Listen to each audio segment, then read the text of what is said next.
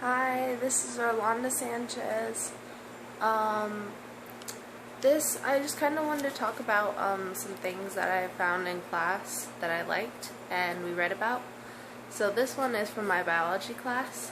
It's the Tuskegee Syphilis study timeline.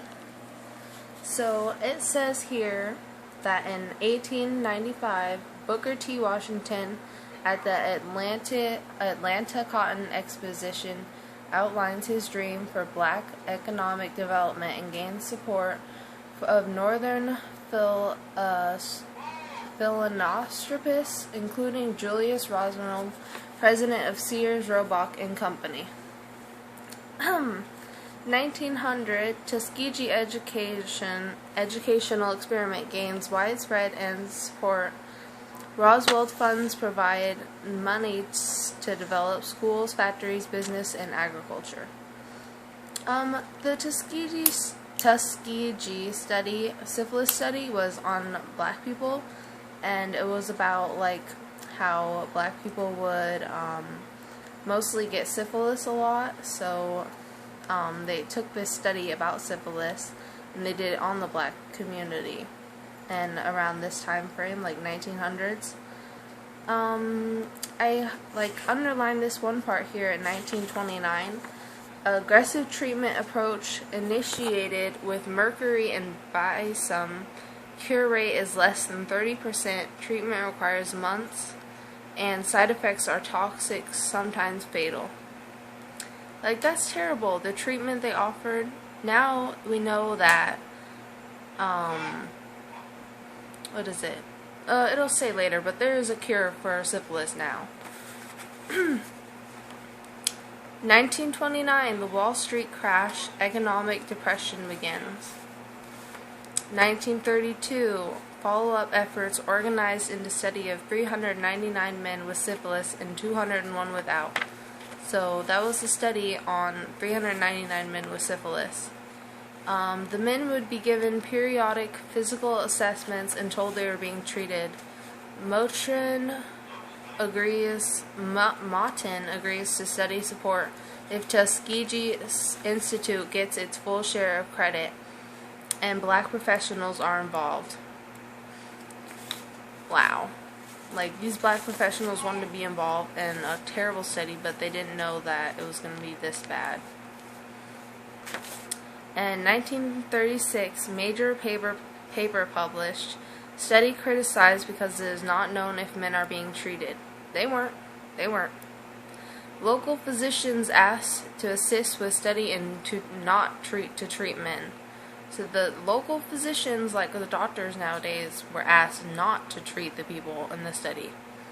And decisions was made to follow the men until death. That's really harsh. In 1940, efforts made to hinder men from getting treatment ordered under the military draft effort. Wow. So, see, if you wanted to be in the military now and you had syphilis, you couldn't be in the military. But they had a cure, penicillin, and it was found in 1945. And that penicillin was accepted as treatment for choice of syphilis.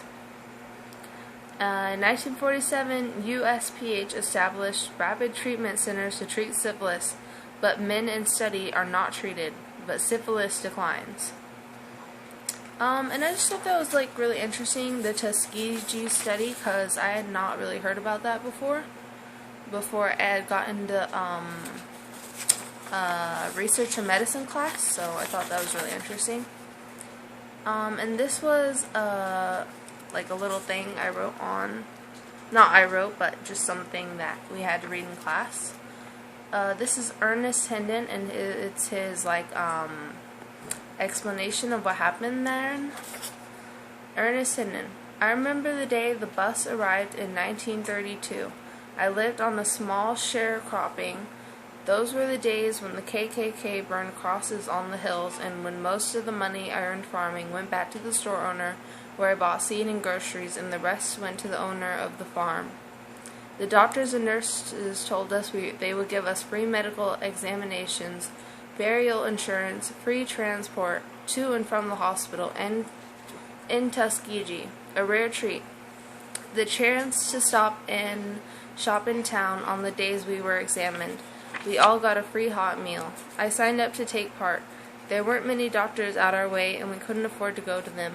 I didn't feel well, but I didn't know what was wrong with me, and the doctors called it bad blood. Quotations. Some of the men were given the fierce and ineffective syphilis treatments of the time, injection with arsenic compounds and mercury ointment for the crusted ulcers on their skin. But I didn't get that treatment. They gave me pink medicine or aspirin, or some kind of brown-looking medicine which was iron tonic. When a last chance for free treatment was offered, I turned up and was given a spinal tap. They give me a test in the back and they draw something out of me. They said it would do you good. I was in bed for 10 days after that treatment because none of this did any of us any good because they were just studying us and not treating us. Wow. Like, that is so much in that one thing that he had said, you know? Like, I'm going to go back to this first part. When most of the money I earned from farming went back to the store owner where I bought seed and groceries. Like, that really reflects to me because I feel like most of the money we earn goes back to our food, you know? Or our houses. Like, his farm. And medical treatment. Like, nowadays, that's very, well, it's easy for me to come by, but what about other people, you know? Yeah.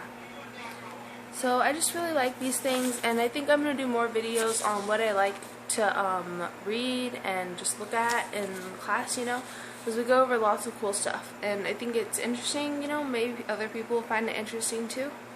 Thanks for watching, bye.